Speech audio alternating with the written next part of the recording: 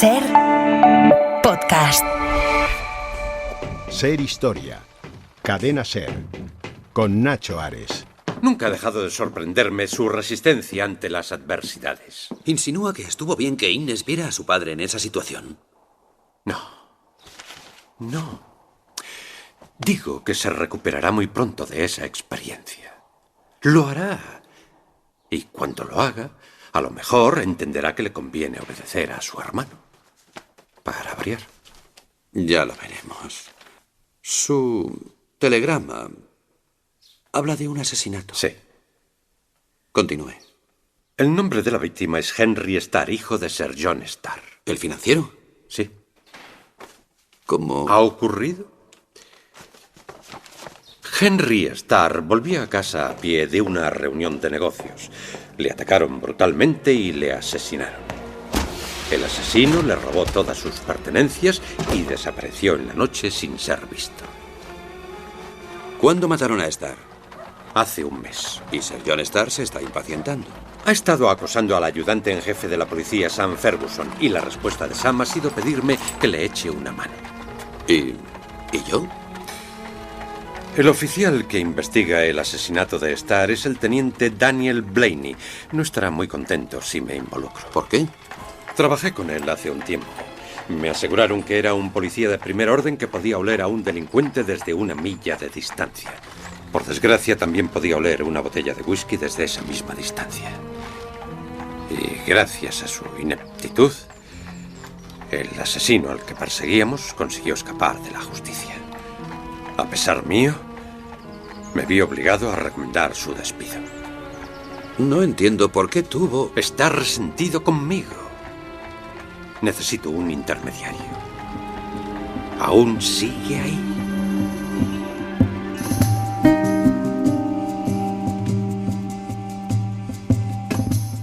Uno de los personajes más importantes de la historia de la literatura, creado por Conan Doyle, es Sherlock Holmes. Pero, ¿en qué se basó este autor para crear, como digo, uno de los protagonistas de aventuras más increíbles en la historia de las novelas de misterio, de las novelas policíacas? Acabamos de escuchar un fragmento de la serie de televisión Los secretos del auténtico Sherlock Holmes. Y estaban hablando, pues, Joseph Bell, el médico, y su alumno aventajado Conan Doyle. Estos personajes son reales. Precisamente el escocés Joseph Bell, un médico que era capaz de, con la precisión de un bisturí, conocer todos los detalles que había alrededor de un cadáver, precisamente dando los inicios, los primeros pasos de esa ciencia forense, quizás fue el personaje que inspiró la figura de Sherlock Holmes en la historia de la literatura de la mano de Conan Doyle. A Joseph Bell, a este médico apasionante del siglo XIX y comienzos del siglo XX, vamos a dedicar el cronovisor de nuestro programa de hoy, pero como siempre será uno de los muchos temas que vamos a tratar, en un espacio en el que, como siempre, intentaremos hacer un poquito más de historia.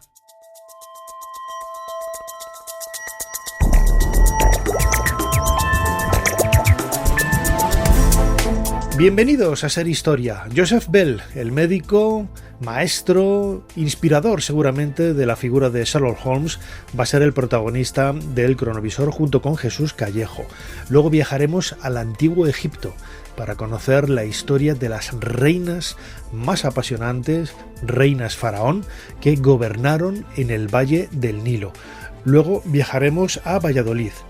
La figura de Jerónimo de Allanz va a ser el protagonista de esa sección de historia de la ciencia y empezábamos con reinas en el antiguo Egipto, vamos ahora a las reinas del mundo de los visigodos, del mundo godo. Con ellas vamos a acabar este nuevo programa de Ser Historia. Como siempre, soy Nacho Ares y les doy de nuevo la bienvenida a Ser Historia. Comenzamos.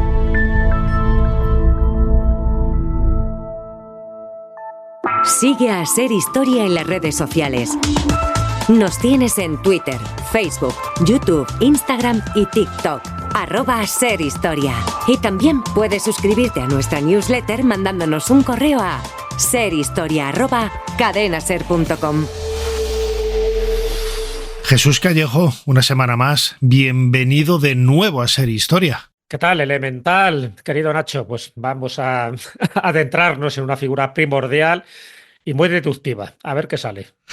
Desde luego, yo lo decía en la introducción, siempre que pensamos en la figura de Conan Doyle, automáticamente pensamos en Sherlock Holmes, ese genio detectivesco de la investigación, de la deducción. Pero ¿quién fue el personaje o si tuvo acaso alguna inspiración para poderle crear, ¿no? Este apasionante protagonista de decenas de novelas de misterio, de asesinato, de crimen? Y hay un personaje de finales del siglo XIX y comienzos del XX, un escocés, literalmente José Campana, Joseph Bell, Los amigos. que pudo haber sido la inspiración, ¿no?, de Conan Doyle. No pudo, sino que fue. Y digo que fue porque el propio Arthur Conan Doyle lo reconoce en una obra suya, una autobiografía, que se titula Memorias y Aventuras, que él publica en 1924 y que recomiendo porque cuenta perfectamente, en fin, todas las peripecias, las aventuras y las desventuras de Arthur Conan Doyle, desde joven hasta, en fin, hasta sus aspiraciones a ser espírita y, por supuesto, pues en todos los tinglados en los que se vio metido. Y claro, como no, habla de los referentes, de las inspiraciones de muchos de los personajes de sus novelas, porque es verdad que posiblemente la más conocida sea la saga, porque es una saga de Sherlock Holmes, pero escribió muchísimas otras novelas inspiradas en otros personajes que también tenían un trasfondo real, un trasfondo histórico. Y él mismo reconoce, Conan Doyle, en Memorias y Aventuras, que se inspiró en este cirujano, en un profesor de la Enfermería Real de Edimburgo, porque le pareció sorprendente, no solo a él, sino a los distintos alumnos que pasaron por esta universidad. Entre ellos también estuvo Robert Louis Stevenson y también estuvo James Matthew Barrie, el autor de Peter Pan. También conocieron a Joseph Bell. Y le sorprendió sobre todo por eso, porque era el prototipo de su detective científico. Era por sus dotes, por su perspicacia. Realmente él adivinaba dónde procedían sus pacientes. Era muy bueno en el diagnóstico, pero no solo en la enfermedad, sino también en sus hábitos sociales. Y eso pues llamaba mucho la atención porque observaba con detalle sus ropas, sus manos, sus gestos, sus palabras, sus expresiones y con métodos deductivos llegaba a sorprendentes conclusiones. Bueno, pues esto para un Conan Doyle que en aquella época tenía sus 18 añitos, le llamó tanto la atención tener un profesor con estas características, con este carisma, que con el tiempo, cuando empezó a escribir toda la saga de Sherlock Holmes, pues qué mejor prototipo, qué mejor personaje que su profesor Joseph Bell. Y a él vamos a dedicar este cronovisor. Como siempre, Jesús Callejo, tenemos la máquina del tiempo delante de nosotros preparada para realizar ese viaje. ¿Cuál es la fecha que nos propones esta semana? Pues mira, la fecha es el 7 de febrero de 1877.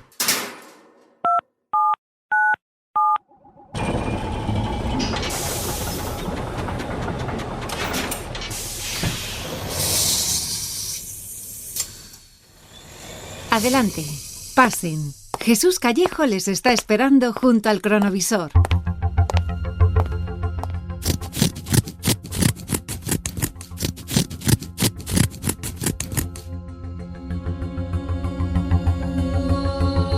Anda, Jesús, que me traes a cada sitio. Aquí está alguien que intuyo que es Joseph Bell con unas tijeras cortando la ropa, las vestiduras de lo que parece un cadáver. Cuéntame dónde estamos. Bueno, pues estamos en la Real Enfermería de Edimburgo, como no, donde Conan Doyle aprendió tanto. Ya sabes que él era médico también, aparte de muchísimas más actividades. Luego comentaremos, si quieres, algunas de esas claro, habilidades, pero también esas manías que tenía Conan Doyle. Pero en este caso, pues claro, nos tenemos que ir donde él aprende medicina y donde, por supuesto, pues está viendo a este cirujano haciendo pues lo que él sabía hacer, que era no solo destripar un cadáver, sino, por supuesto, hacer este tipo de diagnósticos. Pero hemos venido a esta fecha en concreto porque justo acaba de entrar otro hombre pidiendo un poco auxilio para, en fin, para su caso, para su enfermedad, y vamos a asistir a un pequeño diálogo que nos indica muy bien la personalidad y las características de Joseph Bell, porque como te decía antes, su método era obtener datos del paciente echando una simple ojeada, ¿no? Entonces, el personaje que está entrando a esta enfermería, pues va vestido de paisano. En principio no hay muchos más datos para observar, pero atento porque Joseph Bell, y esto es testigo, evidentemente, no solo Conan Doyle, sino otros aprendices de médico que están a su alrededor. Y lo primero que le dice Joseph Bell cuando entra este paisano, le dice: vaya, sí que ha estado usted en el ejército. Dice: sí, doctor. Y no hace mucho que se ha dado de baja. En efecto, doctor. Ha estado en el regimiento de las Highlands. Pues así es, doctor. Y ha sido suboficial. Sí, doctor. Y ha destacado en las Islas Barbados. Efectivamente, doctor. Entonces, en ese momento se dirige a Conan Doyle y a todos los demás alumnos que están alrededor y dice: ya ven, señores, este paciente es un hombre educado, aunque no se haya quitado el sombrero. En el ejército no se lo quitan. Además tiene un aire autoritario y es obviamente escocés. En cuanto a lo de los Barbados, padece elefantiasis, dolencia propia de las Antillas y no de las Islas Británicas. Este pequeño diálogo nos indica perfectamente cómo Joseph Bell supo adivinar no solo la profesión que tenía este paciente, sino también por su indumentaria las enfermedades que supuestamente le hacían sufrir, ¿no?, unos daños terribles. De hecho, padecía efectivamente elefantiasis. Con todo esto nos sirve un poco para saber por qué Conan Doyle con el tiempo le propone como detective científico para resolver los casos más inverosímiles dentro de esas locuras de los delincuentes en los que nos tiene acostumbrados con sus novelas. Y yo creo que es muy significativo pensar que así ha sido, no solo porque lo haya dicho Conan Doyle, sino sencillamente porque, conociendo la biografía de Joseph Bell, que era un personaje para quitarse el sombrero, y además que él falleció, en fin, cojo, ¿no?, por un accidente de caza en 1911, pues evidentemente no dejaba indiferente a nadie, prácticamente a nadie. También es verdad, y se ha especulado, que otros posibles personajes en los que se pudo haber inspirado Conan Doyle para Sherlock Holmes pudo haber sido el criminólogo italiano Cesare Lombroso y también el policía Vidocq, que también tenía sus métodos deductivos para detectar y capturar a delincuentes. Así que, como ves, en este cronovisor nos hemos ido en el momento crucial cuando tenía 18 añitos nuestro querido Arturo, y a partir de ese momento sus dotes de perspicacia, como evidentemente las tenía, les sirvió para ambientar y para inspirarse en muchos de los personajes. Ojo, no es el único personaje en el que se basa también sus aventuras, porque conocemos a otros, como en el caso de, ya sabes, el Dr. Watson, que también sabemos que evidentemente tuvo que fundamentarse en algún otro personaje real. Y el Dr. Watson se inspiró en Patrick Heron Watson, que era un cirujano militar escocés que sirvió en Afganistán, al igual que el Dr. Watson en las novelas. O sea que, como ves, siempre tiraba de sus memorias, se tiraba de sus recuerdos y tiraba, pues, sobre todo de aquella gente que realmente le influyó para inspirarse en estos personajes, y luego te comentaré otros casos similares. Claro, fíjate, esos inicios en la medicina de Conan Doyle, que estuvo realmente muy poco tiempo. Yo recuerdo algún tema que hemos hecho de Conan Doyle aquí en Ser Historia con Eduardo Camaño, bueno, pues un buen amigo, ¿no?, que ha escrito sobre la biografía de Conan Doyle, y bueno, comentaba, ¿no?, que al principio se dio cuenta que quizás con eso no se ganaba mucho dinero, ¿no?, y estuvo apenas unos meses ejerciendo la medicina como tal, pero sí que le sirvió, ¿no?, porque también influenciado por la figura de Joseph Bell, José Campana, como yo bromeaba, ¿no?, al principio, en la genialidad, ¿no?, de intentar leer entre líneas en los datos que puedes ver en un cadáver, en un cuerpo, en una escena, y no necesariamente eso, ¿no?, sino en la simple vestimenta de una persona, en la pose que tiene cuando está delante de ti. Y quizás también por esa razón Joseph Bell es uno de los padres de la medicina forense, en el sentido de esa medicina forense que hoy se utiliza para intentar conocer qué es lo que ha pasado a una persona cuando ha sido asesinada, ¿no? No, así es, tú lo has dicho. Es uno de los padres, de los precursores de la medicina forense, precisamente por ese método analítico que él utilizaba. Y además fue asesor de Scotland Yard en bastantes ocasiones. O sea, iban rápidamente acudiendo a sus sabios consejos para decidir, ¿no?, muchos de los casos que en principio pues tenían unas pistas bastante dudosas. Así que estamos hablando del alter ego literario de Sherlock Holmes, evidentemente, pero ya digo, no es el único, ¿no? John Watson también está inspirado en un cirujano militar, incluso el profesor Moriarty, el malo de la película, también está inspirado, en este caso no en ningún cirujano ni ningún médico, pero sí en un criminal, Adam Worth. Adam Worth era un famoso criminal del siglo XIX conocido como el Napoleón del crimen, y además hizo todo tipo de delitos, sobre todo robos, en bastantes lugares de Europa y sobre todo en Londres.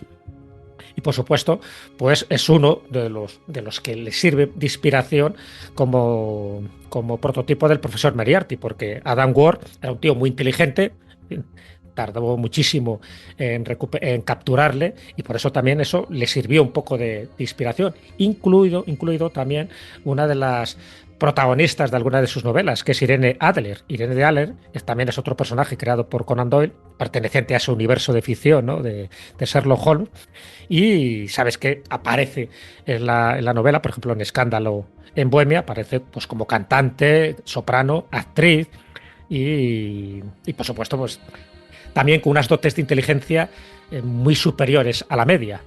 Parece que está inspirado en Lola Montez. Lola Montez era una famosa actriz y bailarina que tuvo relaciones además con figuras de la realeza y de la política. En fin, tuvo aventuras amorosas con Franz Liszt, con Alejandro Dumas y sobre todo con Luis I de Baviera. Entonces, bueno, pues también parece que Irene Adler habría que buscarle su trasunto histórico para este personaje literario, ni más ni menos que en Lola Montez. Bueno, eso nos da un poco idea de la cultura que tenía Conan Doyle, evidentemente, y que no daba puntada sin hilo. ¿Qué le trae por aquí tan tarde? Los guantes que encontraron. ¿Qué ocurre con ellos? ¿Qué le parece si hubiesen sido dejados a propósito por una mujer? ¿Sospecha de alguna en particular? La señora Margaret Booth, el ama de llaves de Alicia. ¿Es un buen libro? ¿Mm? El libro de la señora Blaney. Sí, muy bueno. Analiza las partidas de ajedrez entre Steinitz y Labat que se llevaron a cabo en Nueva Orleans. ¿Y qué te parece su análisis? Pues muy notable, la verdad. ¿Y la señora Blaney, la viste? Está más muerta que viva. Paralítica, algo bastante importante. Él la cuida muy bien, ¿sabe? No quiere internarla en una institución. Entiendo. Le dio el ataque antes del asesinato de Crane. ¿Y crees que los errores de Blaney en el caso Crane fueron consecuencia de la enfermedad de su mujer? Dice que su enfermedad no es excusa. Pero tú no estás tan seguro, y si no lo estás, piensas que le pude haber juzgado con demasiada dureza. Yo no he dicho eso. Caballeros, yo odiaba a Henry Starr por lo que le hizo a la señora. Igual que odiaba a su malvado marido Jack Crane. Y me avergüenza decir que me regocijé cuando ambos murieron. Pero yo no he matado a nadie, créame. Porque para una mujer cristiana solo el Señor tiene derecho a quitar la vida. Pero entiende por qué hemos venido, ¿verdad, señora Booth? Me imagino que cualquiera que quisiera a Alicia como yo la quería pudo haberse vengado de Starr y de su amigo Milburn. Y su obligación ante Dios es decirnos si existe esa persona. Sí, supongo. Pero solo porque es mi obligación ante Dios. Aparte de eso, no estoy segura de que no me arrodillara ante quien hubiese matado a Crane y a Starr. Señora Booth, ante Dios, ¿puede pensar en alguien que quisiera vengar a su señora? Sí, caballeros. Había alguien, estoy segura. ¿Quién? Creo que encontró a alguien a quien amar después de la muerte de su marido. ¿Quién, señora Booth?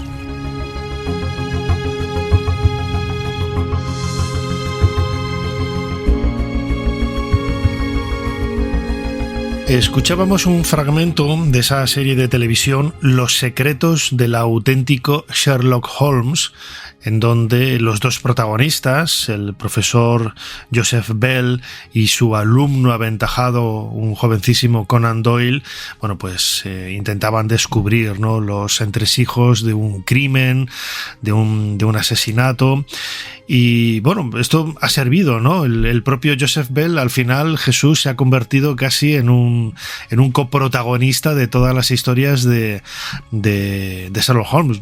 Yo lo he dicho muchas veces, ¿no? Yo soy más fan de las novelas de Agatha Christie, de Hércules Poirot, que es mi favorito, de Miss Marple, y bueno, de Sherlock Holmes también he leído 2 o 3 novelas, tampoco he leído más, he visto sí muchas películas de ellas, sobre todo de estas series que se hacían en los años 50 y 60, de casos relativamente cortos de 1 hora, que se pueden ver de una forma muy cómoda.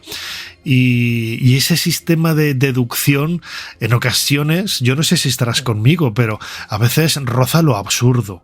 Porque deduce cosas que dices, mira, es que es imposible que se pueda deducir esto de lo otro, porque bueno, una cosa es ser inteligente y otra cosa ya es, bueno, rozar un poco, como digo, lo grotesco o lo absurdo. No sé si estarás de acuerdo conmigo. Sí, bueno, a ver, estos son artificios literarios, ya lo sabes. Tú has escrito novelas y, por supuesto, pues hay veces que tienes que resolver situaciones complicadas, pues prácticamente haciendo juegos de malabarismo. Piruetas. Claro, es así, ¿no? Hombre, ten en cuenta que una de las famosas frases de Conan Doyle decía que es un axioma casi irrefutable. Dice, una vez que se elimina lo imposible, lo que queda, por improbable que sea, tiene que ser la verdad absoluta. Así que, claro, vas eliminando distintas posibilidades y al final lo que te queda parece muy estrambótico, pero es la solución final. Claro, es muy curioso porque analizando la biografía de Joseph Bell, que tampoco hay tantos datos, ¿no?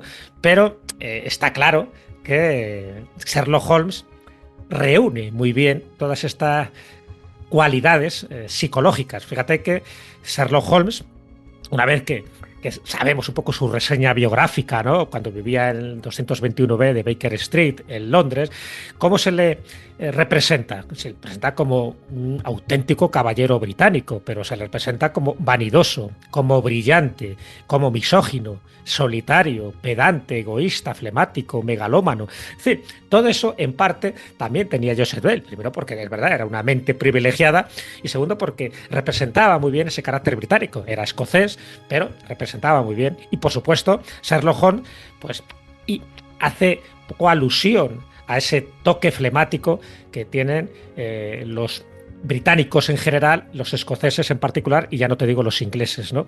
Y claro, donde se diferencia Sherlock Holmes de Joseph Bell es en las aficiones. Por ejemplo, Sherlock Holmes, sabes que se inyectaba cocaína con fines terapéuticos, no alucinógenos, tocaba el violín, por ejemplo el Stradivarius, no hay que olvidar que era un adicto a fumar en pipa, a escribir artículos periodísticos, le gustaba el boxeo, la esgrima, la literatura sensacionalista, era apicultor, que es un poco también está relacionado con las aficiones no tanto de Joseph Bell, sino de Conan Doyle, porque en Sherlock Holmes hay mucho de Conan Doyle, no lo olvidemos.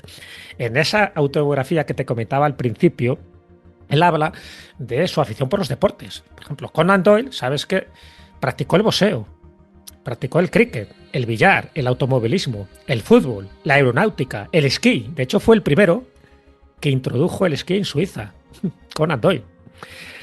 Aparte participó en 3 guerras, ¿no? Participó en la de Sudán, en la de Sudáfrica con los Boers y en Alemania en 1914, ¿no?, en la Primera Guerra Mundial. Es decir, que muchas de las cualidades, de las manías, de las filias y de las fobias de Sherlock Holmes no solo están en Joseph Bell, sino que también están en Conan Doyle. Por eso es muy importante conocer la biografía de Arthur Conan Doyle y sus aficiones. La afición, por ejemplo, que tiene Sherlock Holmes a disfrazarse. Como sabes, él intenta pasar desapercibido y se disfraza de buhonero, de carpintero, de lo que sea menester. A veces de vendedor cojo de libros usados, de viejo marino, de borracho, de mujer vieja, de cura. En fin, tiene muchísimos disfraces en sus novelas. Eso no sabemos si lo hacía Joseph Bell, posiblemente no, porque en fin, era un respetado profesor de cirujano. Pero todo este tipo de características yo creo que son muy interesantes tenerlas en cuenta. También es verdad, y esto es, yo creo que hay que decirlo, que hay muchos elementos que se han añadido a Sherlock Holmes que no forman parte de ese universo. Por ejemplo, el sombrero a cuadros de cazador de gamos, eso sabes que es un añadido que se hace posterior por parte de un ilustrador en el Strand Magazine. Sabes que en el Strand Magazine era la revista donde prácticamente publicaba todos sus relatos. Pero es un añadido posterior. Y lo mismo pasa con la pipa Merchant, esta pipa que tiene así como una forma de S. Eso tampoco es genuino de Sherlock Holmes. Esto surge en una dramatización de teatro que se hace en uno de los relatos suyos, pero décadas después, ¿vale? Y por supuesto, la frase de elemental, querido Watson, tampoco aparece en ninguna de las novelas. Lo que sí aparece es elemental, pero no elemental, querido Watson. Bien, son pequeños detalles que también conviene tener en cuenta, porque al que le gusta Sherlock Holmes, esto también lo conoce, pero conviene recordarlo, y todo eso es Joseph Bell y todo eso también es Conan Doyle. Claro, fíjate, es la forma de construir un personaje, ¿no? Porque al final el personaje abandona el nido del autor y cada lector de alguna manera va añadiendo algunos elementos, ¿no? Yo imagino que hasta que no hubiera representaciones, dibujos, la gente cuando lo leería se lo imaginaba pues con un aspecto físico determinado, ¿no? Cada lector tiene sus propias indicaciones en este sentido, y es lo que enriquece, ¿no? En este caso el personaje de Sherlock Holmes y esa influencia que tuvo por parte del doctor Joseph Bell, este médico forense escocés que, según el propio Conan Doyle, fue el que inspiró, ¿no? la figura de Holmes. Pero quería preguntarte, Jesús, Conan Doyle también ha pasado a la historia como uno de los apasionados del mundo del misterio, del mundo de la parapsicología. Yo no sé si alguno de esos aspectos también él pudo haber crecido en su adolescencia y su infancia, y que también el profesor Joseph Bell lo hubiera inspirado también, quizás ese apego, ¿no? Al mundo de los fantasmas, de las hadas, ¿no? Como esa polémica que hubo con las hadas de Cottingley, etcétera. No, desde mi punto de vista, hasta donde yo sé, Joseph Bell no le daba por estas aficiones, pero sí a Conan Doyle también. Es verdad que Conan Doyle, cuando empieza prácticamente a interesarse por todo esto, es en la Primera Guerra Mundial, cuando sabes que muere su hijo Kingsley, también mueren otros parientes cercanos, y ahí él se empieza a preocupar y a interesar por si hay vida más allá de la muerte, se empieza a interesar por el espiritismo y por las mesas parlantes. De hecho, él reconoce en su autobiografía que sus últimos 36 años los dedicó al estudio del ocultismo y del espiritismo, los últimos 36 años de su vida, ¿eh? Y, por supuesto, le interesó tanto el espiritismo y, por supuesto, todo lo que era las ciencias ocultas, que él, por ejemplo, tiene 2 libros. Uno es La Nueva Revelación, de 1918, y la otra es La Historia del Espiritismo, de 1928, donde cuenta con todo tipo de detalles los casos que él asistió para ver a mediums. También es verdad que le tomaron el pelo unos cuantos, también tuvo confianza con medios fraudulentos, por ejemplo con William Hope o con Mina Crandon, llamada Margery, medios que afirmaban invocar a los muertos y que luego se demostró que eran fraudulentos. De hecho, él tuvo también sus peleas con Harry Houdini. Houdini, sabes que era un detractor de todos estos fenómenos paranormales. Conan Doyle sí que lo creía, pero lo creía firmemente, ¿eh? Él decía que tenía pruebas de esa pervivencia del espíritu más allá, por multitud de detalles, de observaciones y de experimentos que él había hecho. Pero Houdini pues no pensaba que fuera así. Y de hecho llegaba a tal punto la credulidad de Conan Doyle que pensaba que Harry Houdini que sí que tenía poderes paranormales, pero que no lo quería confesar. Entonces, que hacía como un doble juego. Por una parte, intentaba desenmascarar a los mediums fraudulentos, pero él en realidad sí que era un medio auténtico. Entonces, bueno, era una especie de doble juego. Ya sabes que Conan Doyle le gustaba mucho este tipo de deducciones. Y claro, y evidentemente, pues Conan Doyle fue famoso. Aparte de meterse en el mundo del espiritismo, también hizo una predicción fallida. Él dijo que el espiritismo se convertiría en la religión dominante del siglo XX. No ha sido verdad. Pero dentro del haber y de su debe, aquí habría que incluir pues lo de las hadas de Cottingley, que fueron unas fotos que luego se demostraron que eran fraudulentas, y también en el fraude del hombre de Piltdown, de esta calavera, ¿no?, que se pensaba que era como el eslabón perdido, donde él también dio cierta credibilidad a lo que luego se demostró que era un fraude. Es decir, una cosa no quita la otra. Era una persona muy inteligente, pero necesitaba creer, y el necesitar creer hizo que metiera la pata en algunas ocasiones. Es Alicia. Probablemente la foto de la que nos habló la señora Kitson. Lo es. ¿Puedo, Doyle? ¿Podría indicarnos dónde estaba el marco con la foto, teniente? Debería haber una marca. ¿Qué marca? Como estos otros adornos. Debería haber una marca clara en el polvo. No la encuentro. ¿Pero qué dice? Estos caballeros han hecho graves acusaciones en su contra, señor.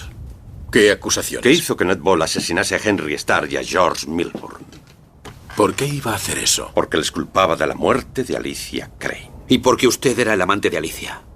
Los jugadores de cricket le identificaron, teniente. Sabe, creo que la dama debe haberle enviado otras muestras de su amor. Cartas que encontraríamos si registráramos su casa y las buscásemos. Vaya a organizar ese registro, sargento Clark. ¿Ahora? Sí, ahora. Iré a hablar con Ferguson. Deténgase, sargento. Por Dios, no nos puede matar a todos. Parece que me ha cogido. Lo parece, teniente. Pero hay muchas cosas que me gustaría entender. ¿Alicia Crane? Conocí a Alicia cuando investigaba la muerte de su marido. Y descubrí los tormentos que él le había dado. Y también sentí una atracción por ella. Conocí a Ned Ball antes que usted, doctor. Pero él también tenía una historia que contar. Sobre cómo Alicia le pagó para deshacerse de su esposo. Todos sabemos lo que eso significa, ¿verdad? Si hubiese colgado a Ned, también hubiese colgado a Alicia, así que dejé libre a Ned. Entiendo. Alicia me quiso por ello. Y por un tiempo recuperamos la felicidad perdida. Debo disculparme por manchar su reputación. Nos íbamos salvando por los pelos, como decía Alicia. Incluso descubrí lo de estar con la señora Milburn y le di una pista al marido con un anónimo. Dios mío, incluso estuve en el hotel cuando tuvieron su pelea. Maravilloso, caballeros. Maravilloso.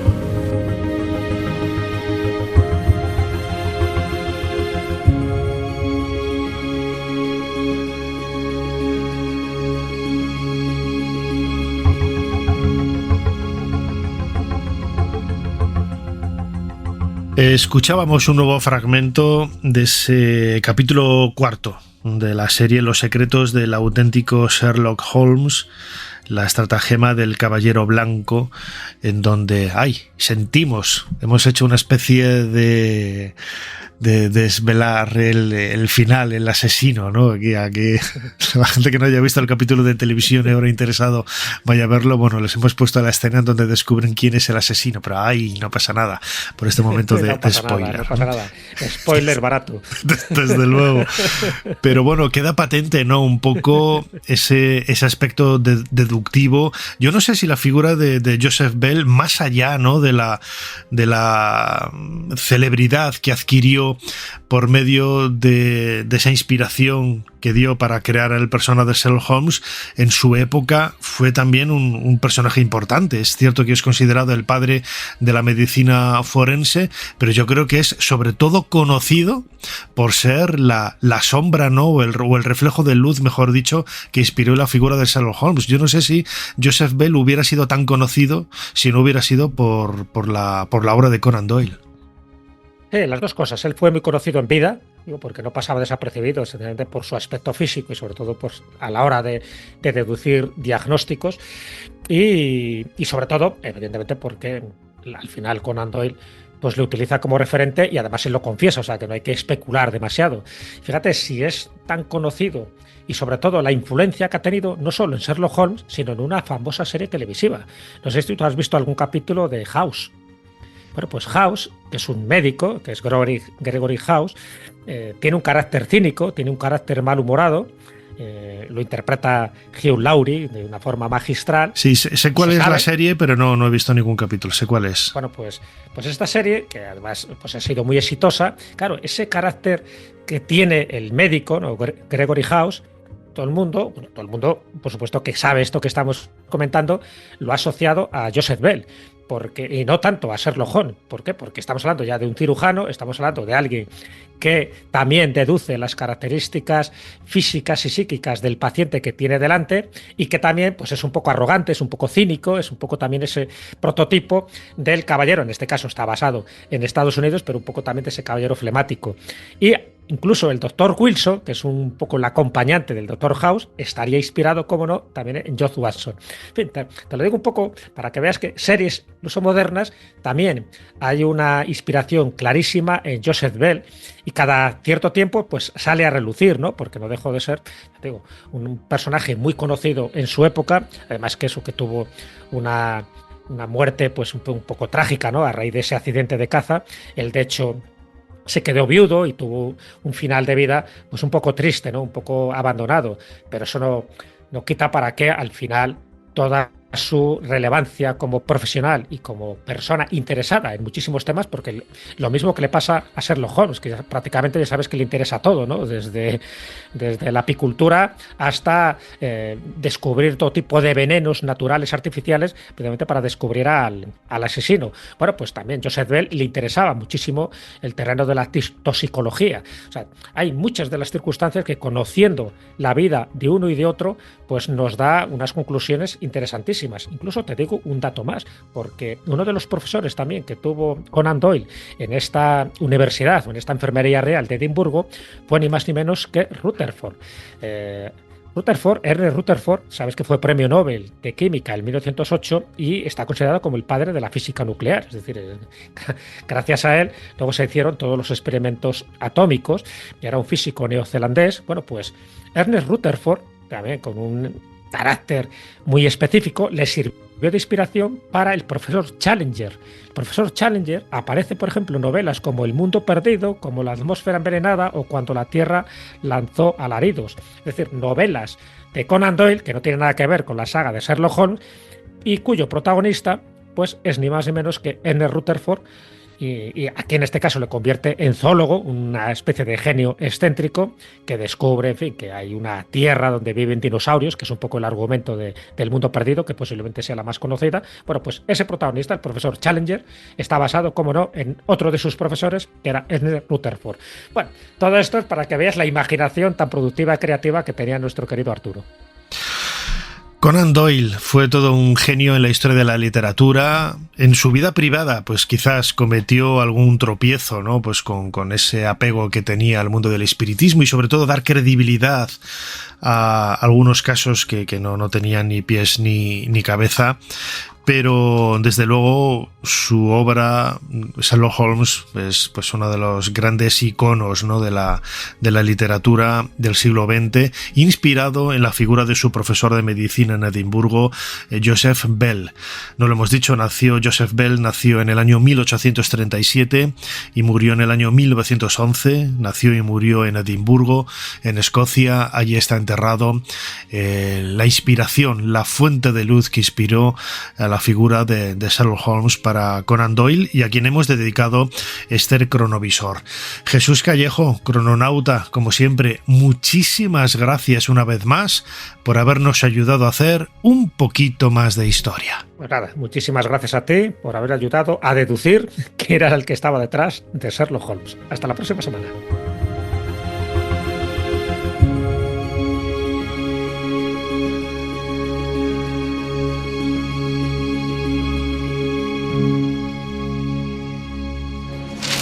Extra, extra. La Gioconda ha desaparecido del Louvre. La Gioconda en poder de una banda de traficantes de arte internacional. Extra, extra. El Louvre pierde la obra maestra de Leonardo da Vinci.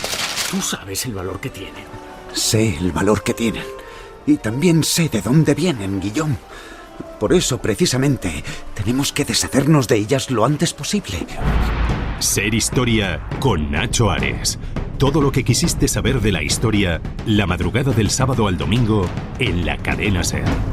Por primera vez al comienzo del Imperio Nuevo, una mujer se convirtió en faraón, y aquí en las paredes del templo cuenta su historia.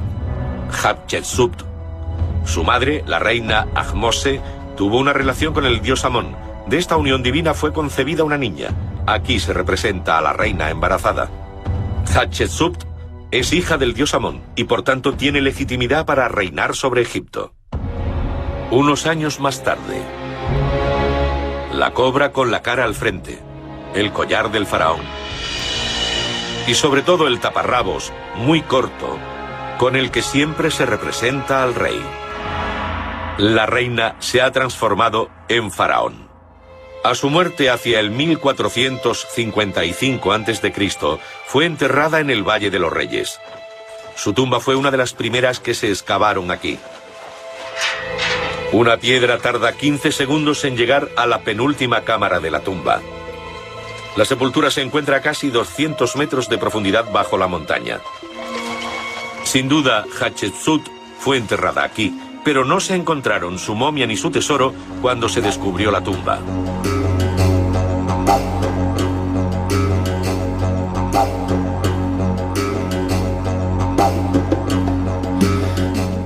Escuchamos un fragmento de un documental de Canal Historia dedicado a la reina Hatshepsut. Nombre difícil de pronunciar, todo hay que decirlo. Yo de pequeño, aun siendo un joven egiptoloco, decía Hatshepsut, hasta que un día me puse a leer las letras correctamente y dije, aquí no pone esto, aquí pone Hatshepsut, no Hatshepsut, ¿eh? Pero bueno, y tardé años, esto lo tengo que decir. Yo empecé con casi 14, pues yo creo que me di cuenta como a los 17 o a los 18 años. Y estuve mucho tiempo diciendo mal el nombre de esta reina, Hatshepsut, la primera entre los nobles. Nos sirve como de excusa, como digo muchas veces, este corte de este documental, como digo, de Canal Historia, para hablar con nuestro próximo invitado, un buen amigo, otro egiptoloco. Tiene un canal de YouTube que recomiendo a todos desde aquí, y acaba de publicar con Almuzara un libro fantástico titulado Faraonas, en donde nos habla precisamente de la historia y de las aventuras vividas por muchas de ellas en el antiguo Egipto. Rubén Villalobos, bienvenido de nuevo a Ser Historia. Muy buenas, Nacho, encantadísimo de estar aquí contigo. Es para mí todo un honor y un sueño hecho realidad, estar contigo en Ser Historia. Pues nada, el sueño es mío también. Rubén, ¿cómo pensaste, por qué pensaste en escribir un libro sobre reinas? Pues mira, Nacho, lo primero es que las mujeres no... O sea, el puesto del título de faraón estaba reservado solo a los hombres, pero encontramos en la historia algunas mujeres que de manera realmente asombrosa llegaron a ocupar esta posición. Y bueno, pues mucha gente conoce el nombre de Cleopatra, de Nefertiti, de Hatshepsut, pero también hay otras reinas que llegaron a ocupar esta posición y que son totalmente desconocidas para el gran público. Sin embargo, su historia está repleta de grandes curiosidades. Comenzamos este corte, esta introducción, de una manera espectacular, ¿no? Con la reina Hatshepsut y con una de estas curiosidades de su vida, que fue la de justificar su posición en el trono, ¿no? Justificar que una mujer estuviera ahí. ¿Cómo lo hizo? Pues, como hemos escuchado, haciendo que el dios Amón se reencarnara en la forma física de su padre, mantuviera relaciones sexuales con su madre y así diera luz a la futura reina faraón de Egipto. Esto es algo que también lo hizo, por ejemplo, un poco antes Sobekneferu. Algo que yo llamo la primera campaña, una de las primeras campañas de marketing de la historia. Uh-huh. Porque para justificar que una mujer estuviera en el trono, divinizó a su padre, Amenemhat III, por todo lo alto. Construyó templos en los que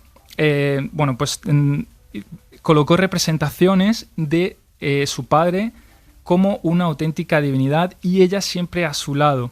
También pagó a sacerdotes para que adoraran a su padre Amenhotep III como una auténtica divinidad.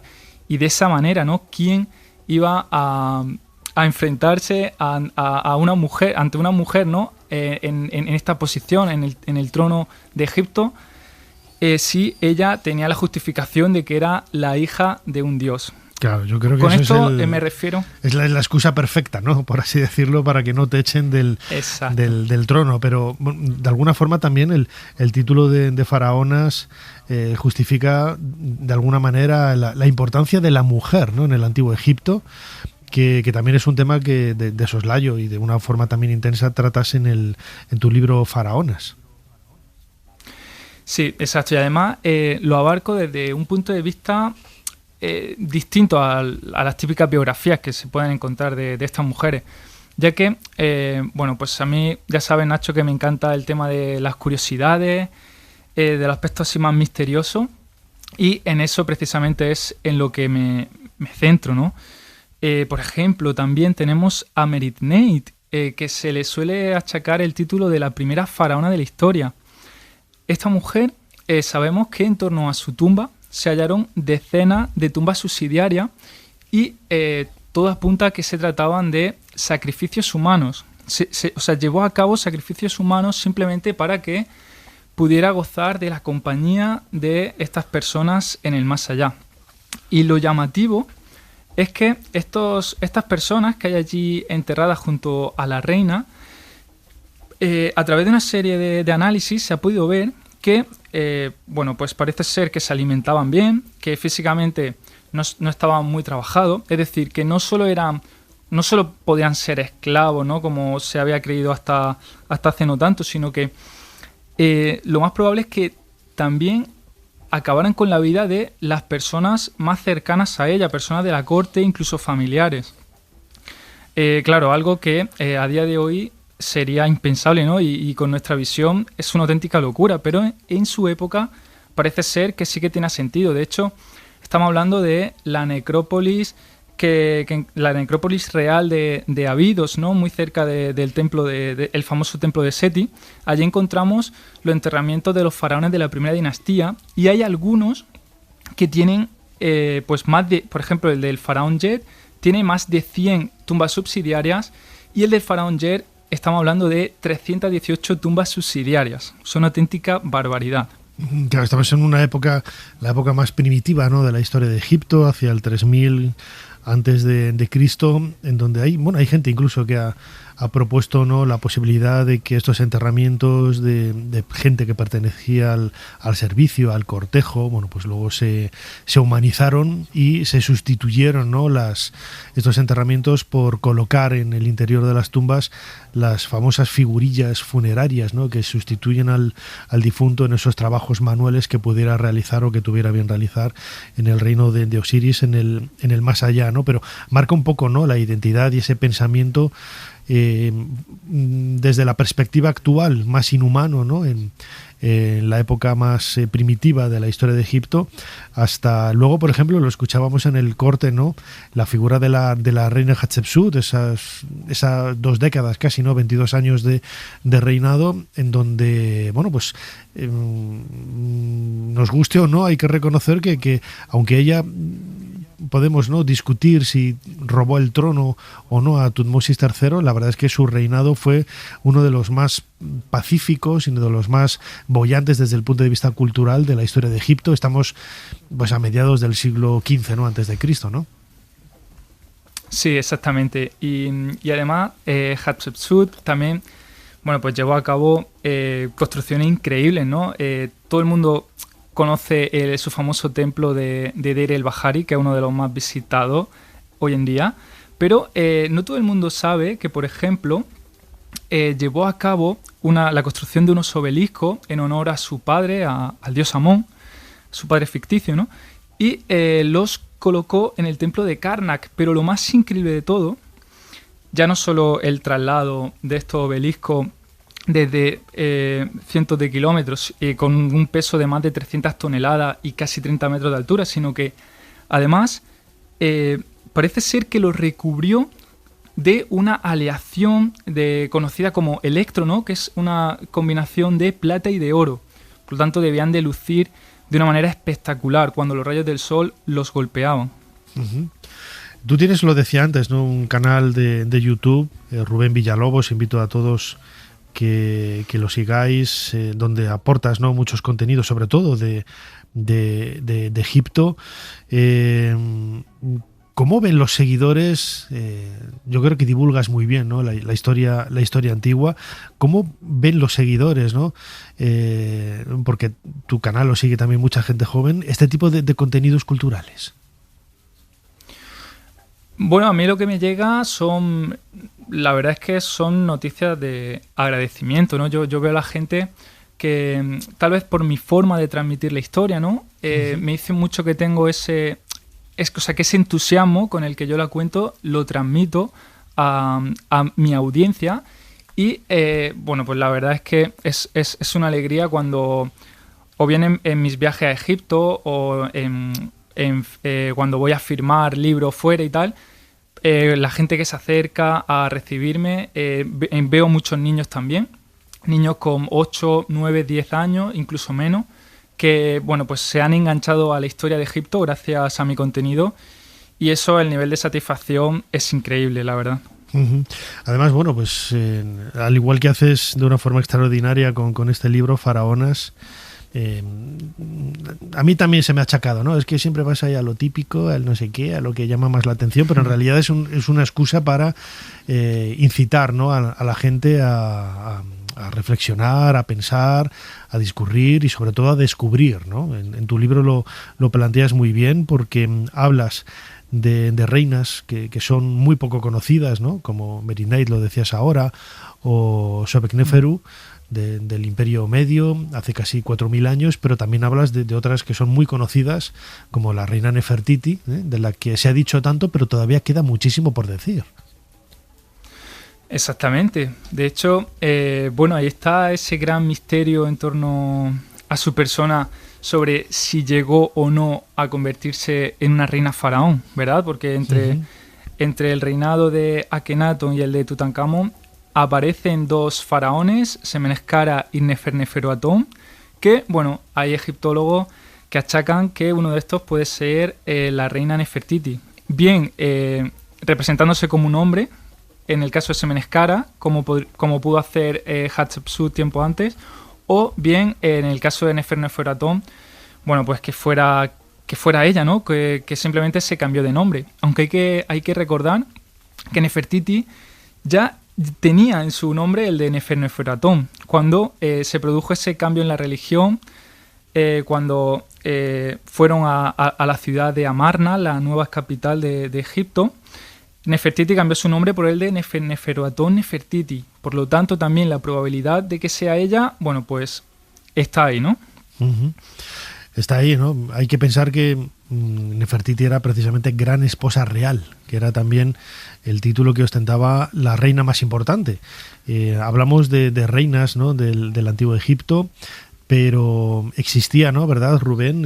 En esos matrimonios que había con el monarca, no es ese concepto del harén desde el punto de vista otomano, desde el punto de vista turco, ¿no? Del siglo XIX, del siglo XVIII, de las esposas recluidas en un mismo lugar, sino que está también esa idea de una institución, una administración que incluso llegaba a participar en la política, nada frívolo, no es que era una especie de... Muchas veces cuando se habla de harén casi se habla de prostíbulo, ¿no? Y nada tiene que ver con la realidad que podemos ver en el antiguo Egipto. Y en el caso de los grandes faraones, de los reyes, están esas esposas secundarias, entre comillas, ¿no? Y la gran esposa real, ¿no? Hay una diferencia muy clara entre ellas.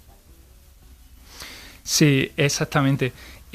Con respecto a lo que comentas del harén, es muy acertado, ¿no? Porque, claro, la gente suele pensar que es un lugar simplemente para el disfrute sexual del faraón, pero para nada es así.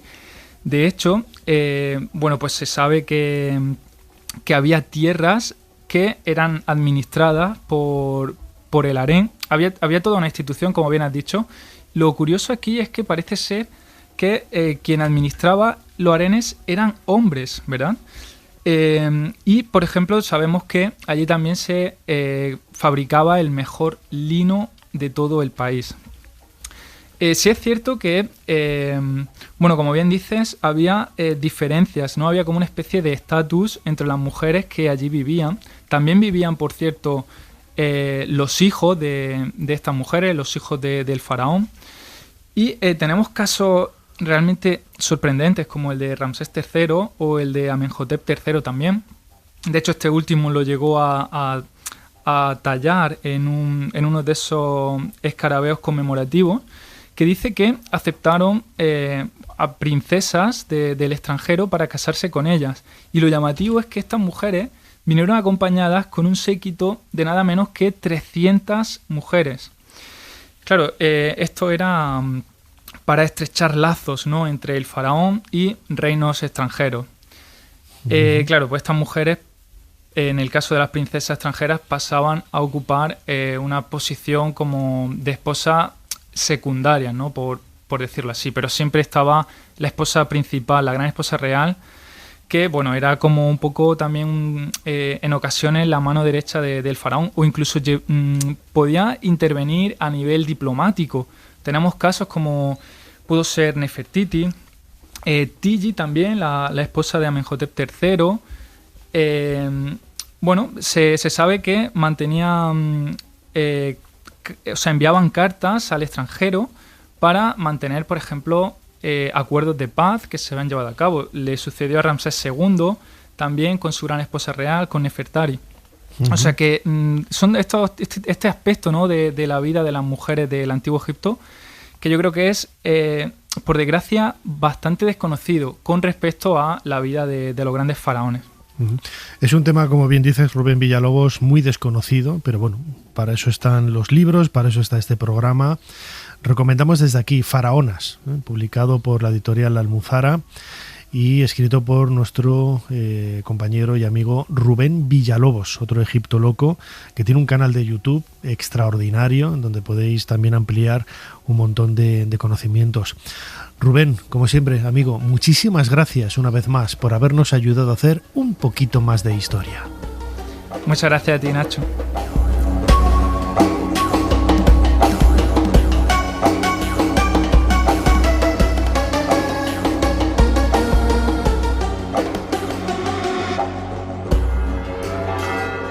No todo fueron victorias en aquella batalla contra los musulmanes.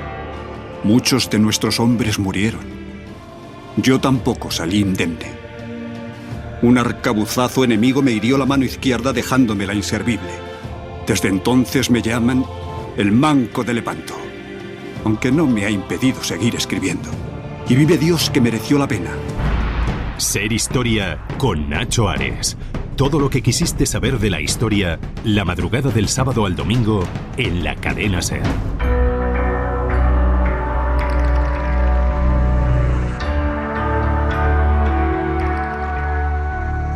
Continuamos en Ser Historia y nos adentramos en el mundo de la ciencia, como hacemos cada pocas semanas, de la mano de nuestro compañero Pablo Arias. Pablo, bienvenido una semana más a Ser Historia. Pues bien hallado, Nacho, una semana más.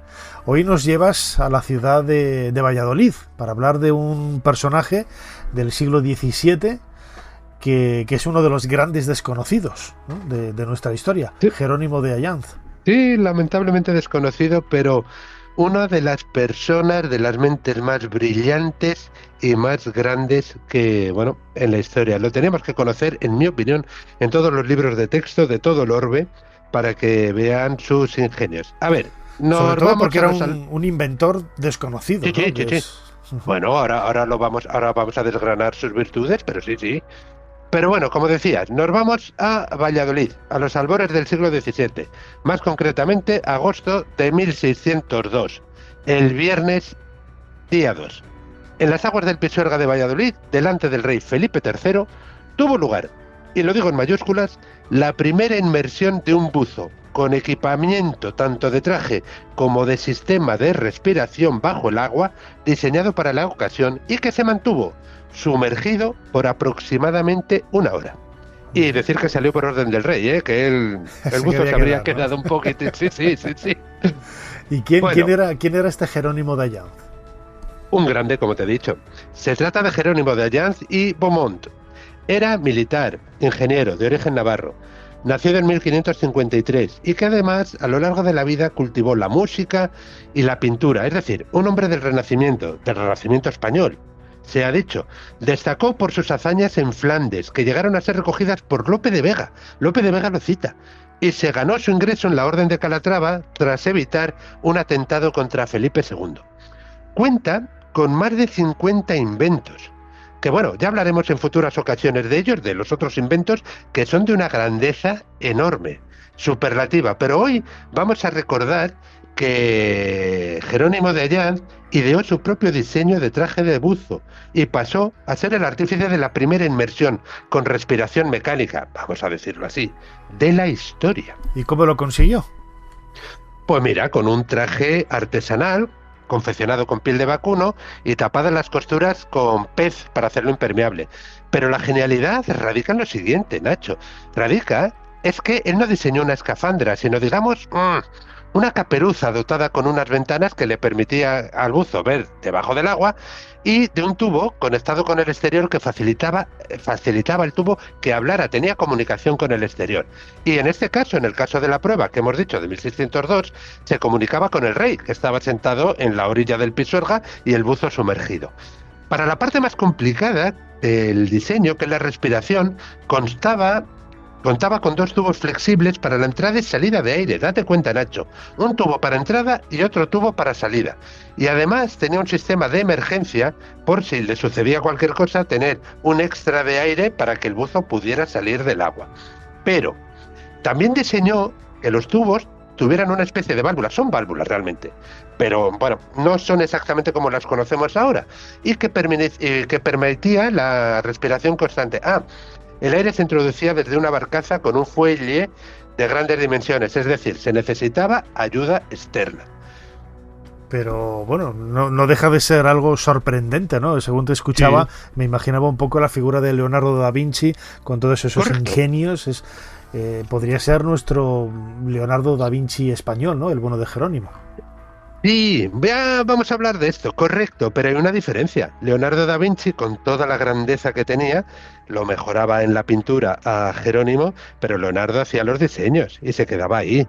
Este no, este hizo el diseño, hizo el prototipo, hizo las correcciones, hizo la prueba y esto funcionaba. Leonardo da Vinci tiene también un diseño de traje de buzo, pero vamos... Bueno, también hay que decir que era pionero, iba a decir, pero mucho inferior a este, claro, sí. Pero Leonardo da Vinci era pionero y lo dibujó. Pero por otra parte, decía que Leonardo da Vinci no, sin desmerecer, claro. Pero tú te imaginas, Nacho, la cantidad de fallecidos que ha tenido que haber intentando probar sus máquinas de volar.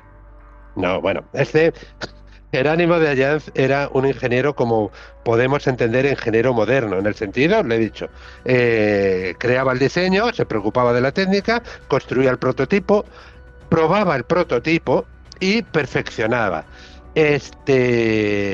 Bueno, realmente es una mente extraordinariamente ingeniosa. Que decir una cosa, contamos con mucha documentación recogida tanto en el archivo de Simancas, en Valladolid, y otra está en el Archivo General de Indias, en Sevilla. Y además de se hizo una versión, como dices tú, 2.0. Hizo una versión, porque hemos dicho que claro, que el buzo está conectado con un fuelle y está ahí, pues bueno, pues sumergido.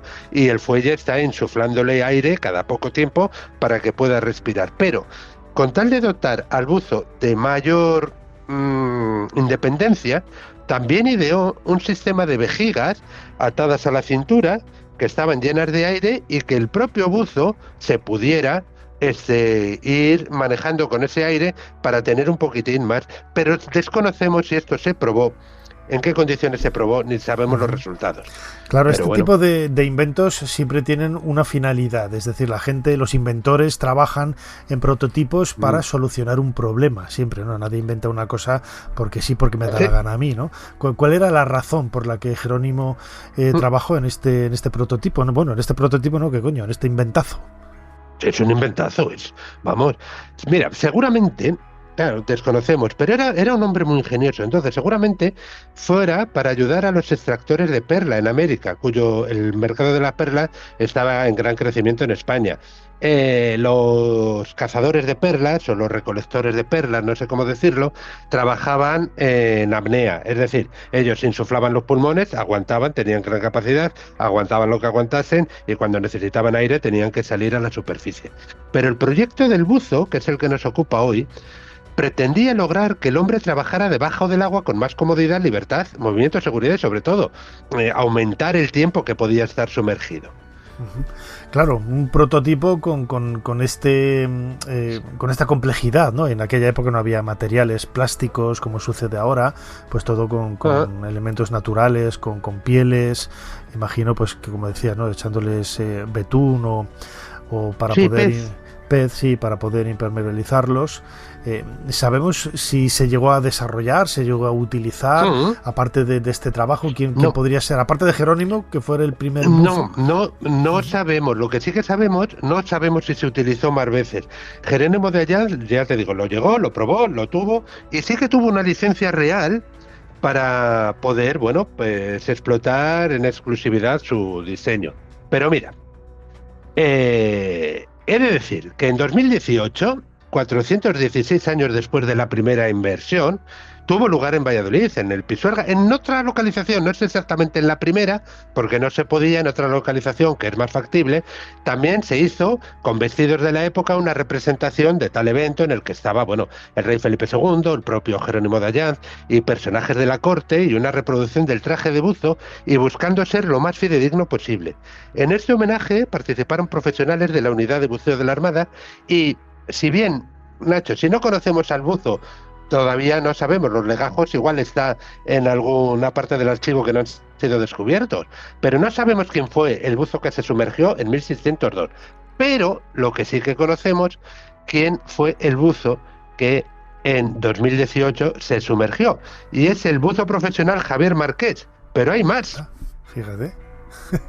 ¿Hay más? Cuéntanos. Hay más, que he localizado a Javier Marqués, que es un tipo fantástico, y hablé con él sobre su experiencia y me dijo que él se sumergió unos 7,5 metros y que en todo momento estuvo muy cómodo. Y por eso hay que poner en valor la gesta de 1602 con la tecnología de la época que pudiera realizar esta inmersión, porque Javier Marqués se sumergió con ayuda de buzos que estaban allí por si pasaba algo, con buzos de la Armada.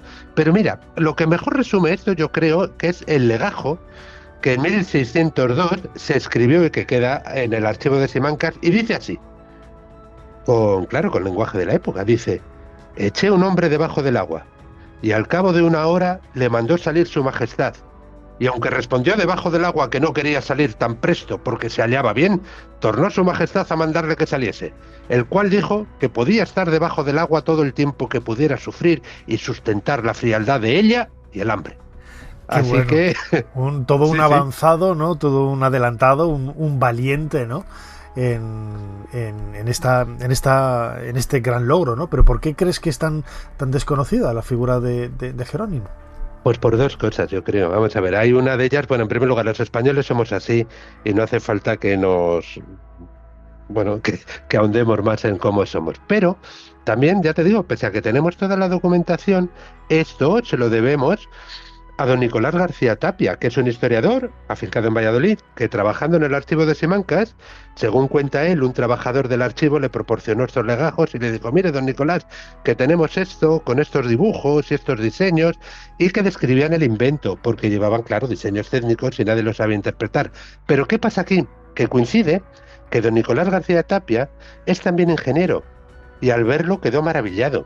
Es gracias a él que se sacó la labor de Jerónimo Allanz, ya digo, no solamente en este invento, sino en medio centenar de inventos más que tiene y que son de gran valía. Posteriormente, Ignacio Martín Verona noveó las andanzas de Jerónimo de Allanz en un libro titulado La corte de los ingenios, que está al alcance de nuestros oyentes. Bueno, pues todo queda ahí un poco, ¿no? En homenaje a Nicolás García Tapia, ¿no? A Ignacio Martín Verona y al buzo Javier Marqués, que recrearon este trabajo maravilloso y lo divulgaron y lo sacaron del olvido de Jerónimo de Allanz y Beaumont, que ha sido el protagonista de esta sección de Historia de la Ciencia con Pablo Arias en esta ocasión.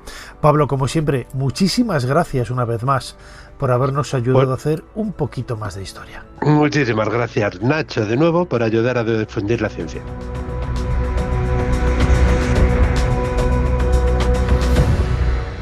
En Saint-Gervais, Blois, a 25 de mayo de 1856. Empiezo hoy con estas líneas mis memorias, las memorias de un mago y un humilde aspirante a científico. Si el lector me lo permite, voy a conducirle por algunas escenas de mi vida, servirle de cicerone, y para evitarle la fatiga, haré de modo en mi calidad de exbrujo que su viaje y visita se ejecuten sin cambiar de sitio. Ser Historia con Nacho Ares. Todo lo que quisiste saber de la historia, la madrugada del sábado al domingo, en la cadena SER. Entre la grandeza de la Hispania romana y el esplendor de Al-Ándalus, se asentó sobre nuestro suelo lo que venimos a conocer como el reino visigodo. Los visigodos gobernaron la antigua Hispania durante 2 siglos, hasta que en el 711 cayeron derrotados en la batalla del Guadalete. Este reino visigodo sería la correa de transmisión entre la Roma agonizante y el inicio de la Hispania musulmana, siempre bajo la atenta mirada de los emperadores de Bizancio, que aspiraron a recomponer el antiguo Imperio Romano. ¿Qué elemento de cultura material sería más característico y más destacado de los que podemos disponer? Bueno, los elementos definidores de la cultura visigoda se pueden asimilar a, sobre todo, tendencias decorativas, ¿no? Tendencias que se asimilan sobre todo en la arquitectura, como puedan ser, bueno, pues esos relieves de las columnillas o las pilastras o los elementos de altar, ¿no? Y también, muy importante, las tendencias decorativas en orfebrería y en toréutica. La toréutica, que es el arte del trabajo del metal, del bronce, ¿no? Especialmente. Escuchábamos un fragmento de La Hispania visigoda, uno de esos maravillosos documentales de televisión española que nuestro buen amigo Manuel Pimentel disertaba, hablando un poco, haciendo una introducción histórica, yo creo que bastante cercana, ¿no?, para el gran público del mundo visigodo, de esa Hispania visigoda, de esa Hispania pues que marca un poco la identidad de lo que luego a la postre, ¿no?, será un poco la propia el propio sentimiento, ¿no?, nacional, o el propio sentimiento quizás de nuestro país y de nuestra historia. Acaba de salir un libro que queramos recomendar desde aquí, porque es nuestro invitado, ha estado en varias ocasiones y siempre habla, yo creo que de una forma brillante, del mundo de los godos. Él es Daniel Gómez Aragonés, que ha publicado Reinas Godas, publicado con La Esfera. Daniel, bienvenido de nuevo a Ser Historia. Nacho, bien hallado, muchísimas gracias. Oye, la primera pregunta que quería hacerte, siempre hablamos de godos, yo contigo, incluso en los correos, por teléfono, oye, goda, hola, goda, tal, siempre con este tipo de bromas, pero luego la historiografía suele utilizar más el término visigodo que el de godo. ¿Cuál es la diferencia? Pues mira, es una muy buena pregunta, tanto historiográfica como divulgativa, para tener las cosas claras. Lo más correcto siempre es hablar de godos, ¿de acuerdo? Aunque estemos hablando de visigodos o aunque estemos hablando de ostrogodos, ojo, hay que tenerlo en cuenta, lo mejor siempre es hablar de godos, porque de hecho tanto visigodos como ostrogodos siempre se sintieron godos. Y es más, en las fuentes documentales, en las fuentes antiguas, lo que más suele aparecer es la palabra godos. O sea, te aparecen muy poquitas veces ostrogodos y muy poquitas veces visigodos. Lo más normal siempre es hablar de godos. Pero ¿qué sucede? Que lógicamente si se produjo esa división entre visigodos y ostrogodos, godos del este o del oeste, etcétera, y que muchas veces es más sencillo, más cercano de entender, reino ostrogodo son los que levantan un reino en la península itálica con Teodorico el Grande, y reino visigodo son los que levantan primero un reino en las antiguas Galias, el reino visigodo de Tolosa, Toulouse en francés, y luego lógicamente lo que es más cercano a nosotros, el reino visigodo de Toledo. Uh-huh. Ha quedado totalmente claro este problema, quizás un poco más filológico que realmente histórico. Todos entendemos, ¿no?, grosso modo. Además tú en tu libro Reinas Godas, eso es, marcas un poco la propia identidad, ¿no?, de las reinas en un momento cronológico, ¿no?, en el que la mujer, querías lo que es lo que te quería preguntar. ¿Cuál era el papel de la mujer en esta época de la historia de España? Antes de del último rey godo, con la llegada en el 711 de los musulmanes, esos siglos previos, ¿no? Que es la historia un poco donde nos vamos a mover. ¿Cuál era el papel de las mujeres? Aquí, lógicamente, lo que marca el papel, pero ojo, no solo de una mujer, de un hombre, sino de cualquier persona, y es algo que se ha mantenido y que yo creo que se sigue manteniendo, es tu estatus. Según tu estatus social, económico y político, eso muchas veces marca tu vida, seas hombre o sea mujer. Eso yo creo que ha variado muy poco. Pero en el caso que nos ocupa, claro, hay que tener en cuenta una cosa, Nacho. Yo creo que más o menos, y los oyentes de Ser Historia, estoy seguro que están acostumbrados a oír hablar aquello de la lista de reyes godos. Aunque ni siquiera se la sepan. Pero bueno, si es necesario, algún día la recitamos todos juntos y nadie se va a casa hasta que no diga los 30 y tantos. Eso es así. Pero claro, habitualmente, tradicionalmente, donde hay un rey, suele haber una reina. Pues eso es así, es de perogrullo casi. Claro, ¿y qué sucede? ¿Qué pasa con estas reinas? ¿Están, no están? ¿Hay una lista de reinas godas? Pues evidentemente están. El problema es que muchas veces nos falta información, porque sabemos de su existencia, pero los historiadores, los cronistas de la época no las mencionan. Y la figura de la mujer, y en este caso estamos de la mujer regia, no estamos hablando de la mujer del vulgo de pueblo llano, o lo que decir de las esclavas, sino en este caso centrado en lo que sería la mujer aristocrática, la mujer monárquica, juega un papel fundamental. Habitualmente se suele considerar que el ámbito público era para el hombre y el ámbito doméstico era para la mujer. Pero como la verdad que me estoy hartando de decir en el buen sentido del término, en las entrevistas ligadas al libro, y esto sigue pasando hoy en día, ¿dónde se lava la ropa sucia? La ropa sucia siempre se lava en casa. Entonces, por mucho que el ámbito doméstico sea el de la mujer siempre tiene un peso fundamental. Pero no solo esto, sino la educación, la crianza de los hijos, el afianzar alianzas, el poder generar descendencia, porque lógicamente la familia, el linaje son fundamentales. Y si no hay mujer, de nuevo, y siento por repetirme que sabe perogrullo, es imprescindible. Y luego incluso, lógicamente, hay mujeres que pueden marcar y definir la política, aunque estemos hablando de reinas consortes, todo lo que ellas generan a su alrededor a nivel de seguidores, de clan, de, por ejemplo, la figura de la reina viuda. Oye, ¿qué sucede cuando se muere el rey godo de turno? La reina que queda viuda, ¿qué pasa con ella? ¿Puede llegar un noble cualquiera y casarse y ya quedar automáticamente legitimado en el trono? Bueno, pues todo eso evidentemente tiene un papel fundamental y determinante en esta época, que en muchos casos no lo hemos tenido en cuenta y que sin ello no podemos entender la historia. Desde luego, estamos moviéndonos, como decíamos antes, pues eso, desde fines del siglo IV, comienzos del V, con el primer monarca Alarico, hasta el último, ¿no? Con la llegada de los musulmanes. Has dado, yo creo, Daniel, un dato yo creo que bastante esclarecedor, ¿no? Esas reinas consortes, que realmente, explícanos, yo no sé si tenían el mismo poder, la misma presencia que propiamente una mujer que hubiera nacido ya de por sí, ¿no? en la realeza, porque claro, reina consorte es la esposa del monarca. El monarca es quien toma, ¿no? de ese árbol genealógico, realmente de esa rama real, y la esposa puede ser una mujer noble, puede pertenecer también a otra rama de la familia real, pero claro, siempre tiene esa etiqueta de consorte, ¿no? Claro, aquí no podemos hablar de reinas titulares como sucede posteriormente, por ejemplo, con Urraca I, reina de León y de Castilla, la primera reina titular medieval. Ojo, vinculada a la historia de España, o Berenguela de Castilla, o qué no decir, la que para mí es la reina más grande de la historia de la humanidad, que es Isabel la Católica. No podemos movernos en ese plano. Pero claro, esto no quiere decir que no tengan importancia, que no tengan influencia, que no tengan ascendencia. Un ejemplo muy claro, el matrimonio de Atanagildo y Goswinta. Estamos en el nacimiento del reino visigodo de Toledo, mediados del siglo VI. Cuando Atanagildo muere, Goswinta queda viuda. ¿Y qué es lo que va a hacer Leovigildo? Que es el siguiente rey, teniendo en cuenta que Liuba, su hermano, la asocia al trono. Leovigildo se casa con Goswinta. ¿Por qué se casa con Goswinta? Por la importancia que tenía esta mujer, por los seguidores que tenía esta mujer, por la ascendencia e influencia que tenía esta mujer en el reino. Pero no solo esto, muchas de estas mujeres actúan como regentes. Ojo, y esto es muy importante.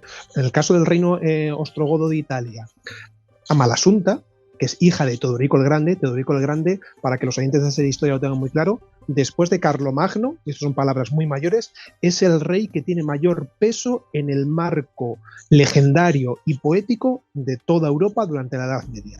No es moco de pavo. Pues bien, su hija, Amalasunta, actuó como reina, pero reina porque era regente, porque su hijo era pequeño y ella es la que, si me permites la expresión, Nacho, partía el bacalao, realmente. Entonces, claro, estamos viendo que en muchos casos no hay, entre comillas, como necesidad de tener una titularidad regia para, en verdad, poder considerar que podían desarrollar una serie de poderes y de actitudes que las convierten en figuras políticas fundamentales de la época.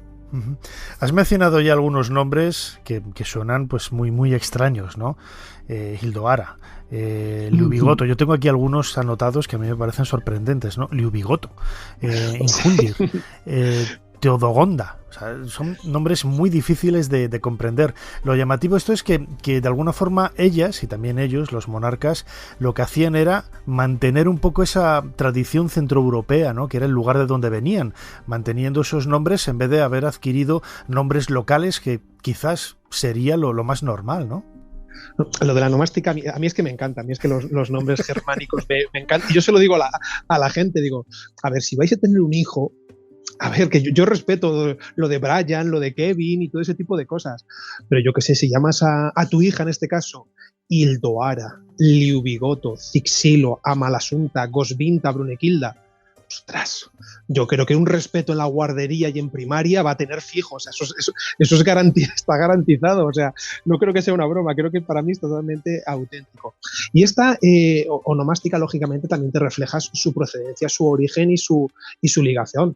De hecho, en España actualmente solo hay que ver otros apellidos, se considera que todos los apellidos que terminan en EZ, que son los más habituales, Gómez, Sánchez, Hernández, son de raíz germánica, ese EZ significaría hijo de. Entonces, esta onomástica, que también tiene curiosidades, como por ejemplo que muchas veces algo que ahora nos puede chocar, los nombres que terminan en O son femeninos, lo has mencionado, Liubigoto, Cixilo, pero ojo, los nombres que terminan en A muchas veces son masculinos, Liuba, Valia, no deja de cuanto menos llamar la atención. Y por supuesto, hoy en día a lo mejor muchas veces poner un nombre, bueno, ¿cómo vas a llamar al niño o a la niña? X, lo que sea.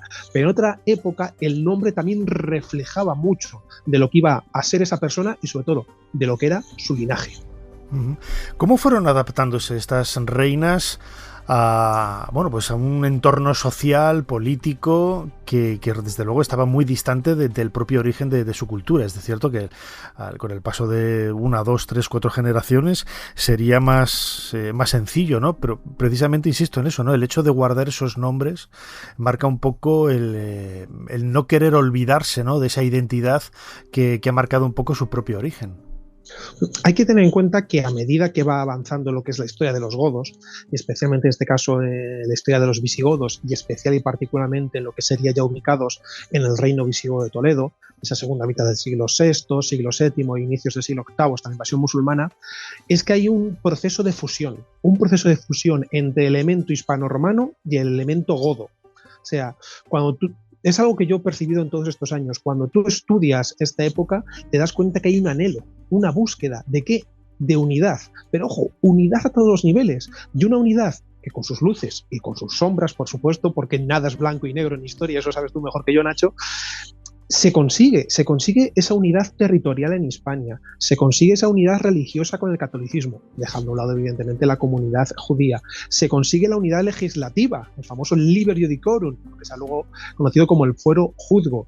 Pues todo eso, por supuesto, todas esas formas, toda esa fusión, todos esos elementos también llegan, o mejor dicho, en algunos casos parten de las altas capas, es decir, de la aristocracia y la realeza.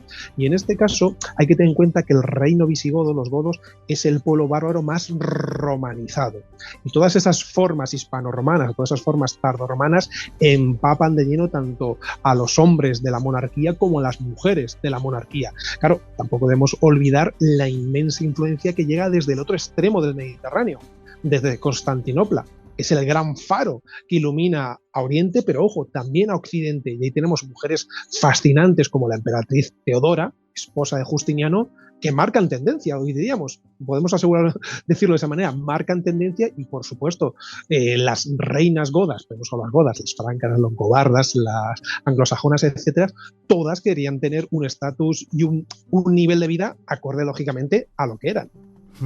¿Cómo han tratado a las fuentes, a las reinas? Siempre encontramos en algunos casos, ¿no? Por ejemplo, yéndonos a lo comentabas, no es el caso de Urraca, ¿no? Pero hay otras gobernantas, reinas o mujeres incluso de la nobleza que por el simple hecho de ser mujeres, bueno, pues quizás eran vistas por las fuentes contemporáneas de una forma bastante despectiva, ¿no? Aunque estuvieran desarrollando un papel importante en los acontecimientos que les tocó protagonizar. Pero ¿cómo tratan las fuentes a las reinas godas?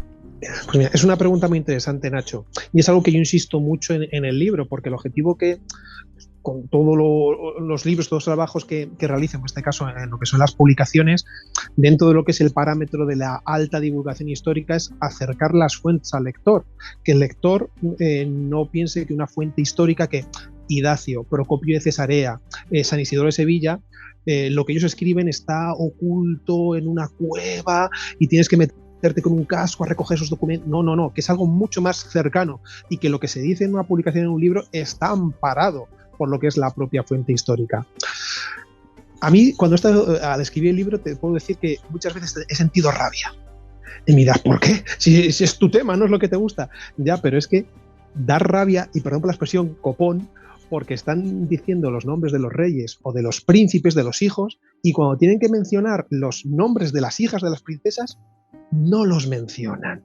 Teodorico I tiene 8 hijos, 6 hijos y 2 hijas. Conocemos el nombre de los 6 hijos. Las 2 hijas sabemos que existen porque además tienen matrimonios políticos, etcétera, pero no mencionan el nombre.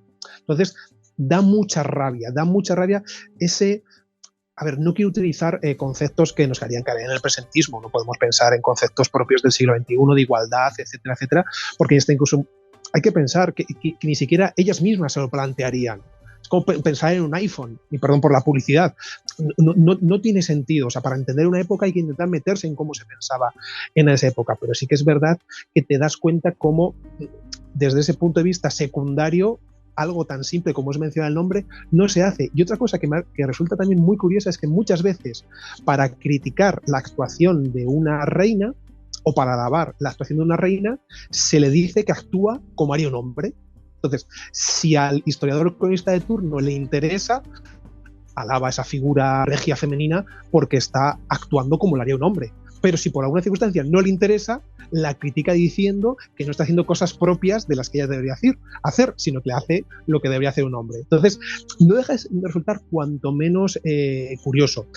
Y una cosa que yo tengo muy clara es que si una figura femenina deja huella en las fuentes escritas, ya sea de manera positiva o de manera negativa, es porque esa mujer destacaba, sobresalía, no era casual, no era de cada galería. Ya sabes, Nacho, que los documentos antiguos escribir no era gratis. O sea, cada palabra que se pone vale su peso en oro. Y en este caso, cada palabra que se dice de una reina goda vale su peso en oro.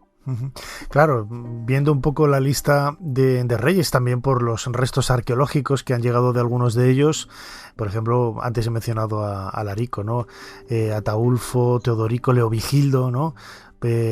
Todos aquellos, Suintila, todos aquellos que están también relacionados por los grandes descubrimientos de la historia de la arqueología, y sin embargo es muy difícil, ¿no? Yo, por ejemplo, hasta que no he leído tu libro, pues prácticamente no había escuchado los nombres de estas reinas, que seguramente muchas de ellas hicieron en vida, pues pues destacaron por su papel en la política, por su papel en la diplomacia, por su papel en la mediación, por su papel como un eslabón importante, ¿no?, de esa cadena de conexión que unía la realeza con la sociedad, y infinidad de detalles, ¿no?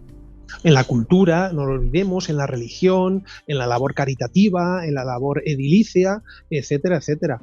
Y es que en verdad podemos tener vacíos documentales de varios reinados sin conocer el nombre. Por ejemplo, en el siglo VII, desde Hildoara, que es la esposa de Gundemaro, hasta Recesvinto, que es su esposa Reciberga, tenemos 6-7 reyes que no conocemos el nombre de sus esposas, aun sabiendo que lógicamente las tuvieron. Claro, ¿esto qué supone? Muchas veces me lo preguntan, oye, ¿qué reinas pueden generar por sí misma un libro? Pues es verdad, muy poquitas. Con la documentación que tenemos, yo me atrevería a decir, Nacho, que 3. Y esas 3 serían Gala Placidia, y claro, vale, aquí alguno dirá, oye, estás haciendo trampa, es romana. Vale, sí, es romana, Gala Placidia es romana, y es una de las figuras femeninas más importantes, no solo del siglo V, sino de toda la historia de Roma. Pero ojo, se casó con Ataulfo. Se casó con un rey godo, para mí además un matrimonio con mucho amor, y no solo eso, sino que tuvieron un hijo, y ese hijo no le llaman Alarico, no le llaman Leovigildo, no le llaman Teodorico, le llaman Teodosio, como el padre de ella. No creo que para nada fuese casual, pero lógicamente la documentación que tenemos de Gala Placidia es muy grande. De Amalasunta, que te comentaba antes, la hija de Teodorico el Grande y la figura política más importante del reino ostrogodo después de su propio padre. También tenemos una inmensa cantidad de información. Y en el caso específico del reino visigodo de Toledo, aparte de la propia Goswinta, y esto lo estoy comentando mucho últimamente, que su vida para mí supera los libros y la serie de Juego de Tronos, tal cual te digo, hay otra reina muy importante de la cual tenemos muy poquita información, pero de ese poquito que tiene, es una pasada. ¿Por qué? Estoy hablando de Vado. Vado es la esposa de Recaredo. Recaredo es el rey que provoca la conversión al catolicismo. Esto no es un hecho baladí. Los godos son arrianos, una herejía, y en el tercer concilio de Toledo del año 569 se convierten al catolicismo. Pues bien, la única vez que una reina firma las actas de un concilio son las del tercer concilio de Toledo, la del más importante, y ahí la reina Vado, como gloriosa regina, está firmando. O sea, uno de los documentos más importantes de la historia de España tiene la firma del rey, Recaredo, y de la reina, Vado. Nos quiere decir todo ello el valor y la importancia que tiene que tener, ¿no? Tanto en la divulgación como para entender nuestro pasado, ¿no? Lo que comentábamos al principio con nuestro invitado Daniel Gómez Aragonés, que acaba de publicar con La Esfera este libro maravilloso que recomendamos desde aquí, Reinas Godas, para conocer no solamente la historia de esos siglos, a partir de finales del siglo IV hasta comienzos del siglo VIII, la vida de hombres y de mujeres y sobre todo de estas reinas godas. Daniel Gómez Aragonés, como siempre, muchísimas gracias una vez más por habernos ayudado a hacer un poquito más de historia. Un placer, Nacho, y ya sabes, siempre últimamente me gusta decirlo mucho, la historia es una moneda que tiene su cara masculina y su cara femenina que jamás podemos separar.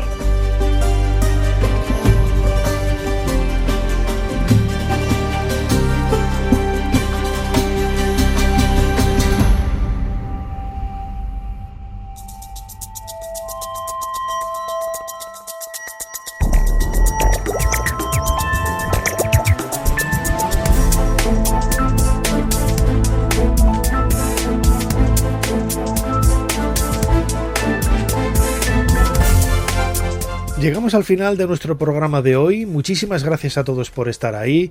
Ya saben que lo pueden volver a escuchar de forma completa a través de los podcasts de SER Podcast, aquí en la cadena SER, o en otros agregadores, en otras plataformas de audio. En esta madrugada comienza, como decimos siempre, con SER Historia, esa noche de la cultura en la cadena SER, y vamos a disfrutar de cine, de música, de libros. No se separen de ahí. Como siempre, Fermín Agustí ha estado en la producción del programa, echándole una mano y controlando las redes sociales nuestra compañera Ana Caballero, y Chumi Rodríguez a los mandos de esta máquina técnica, esta máquina del tiempo.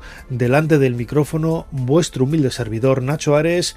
Les dejamos, como digo, con más cultura y más pasión y conocimiento aquí en la cadena SER.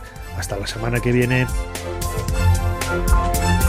Para no perderte ningún episodio, síguenos en la aplicación o la web de la SER, Podium Podcast o tu plataforma de audio favorita.